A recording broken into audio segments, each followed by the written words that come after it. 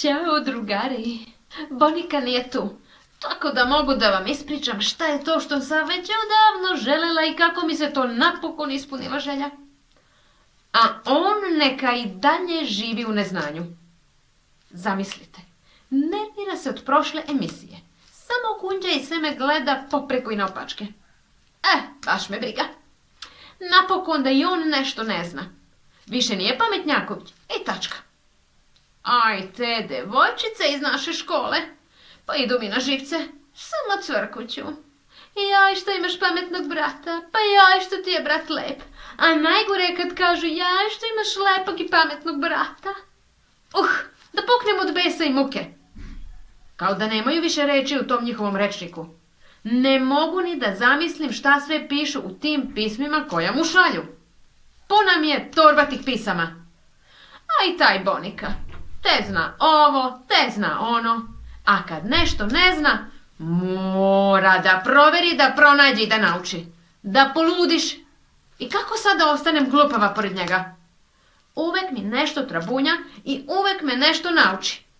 Još mi fali da dečaci iz škole govore kako sam lepa i pametna. Kao njemu devojčice. Još ako mi pošalju neko pismo, ima da pobegnem na kraj sveta. Ali nije to ono o čemu hoću da vam pričam. Zamislite, posadila sam ruže. Napokon sam i ja nešto lepo učinila za prirodu. Tako znači. Sad sam te ulovio. Ptico. Što si me uplašio? Šta se tu šunjaš okolo? Ma ne šunjam se, samo sam prolazio i čuo sam da sa nekim razgovaraš. Znači, to je ono što ne znam. Zasadila si cveće.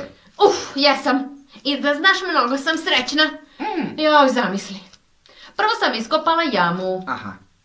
I mala bižu mi je pomogla. Dobro. Onda sam sipala vode u tu jamu. Dobro. Otpakovala sam sadnicu i položila je u jamu sa vodom. Pametno. Da. Dobro. A nakon toga vratila sam zemlju i sve dobro zatrpala. Da koren ruže bude lepo prekriven. Da. Dobro. Sad, ostaje samo da čekam proleće, da ta moja ruža bude lepa i puna cvetova. Biće to najlepše cveće na celom svetu. Misliš? Ma siguran sam. Pa ti si najbolji brat na celom svetu. Znam. Da. Ajde da gledamo tu tvoju ružu. Ajde, idemo.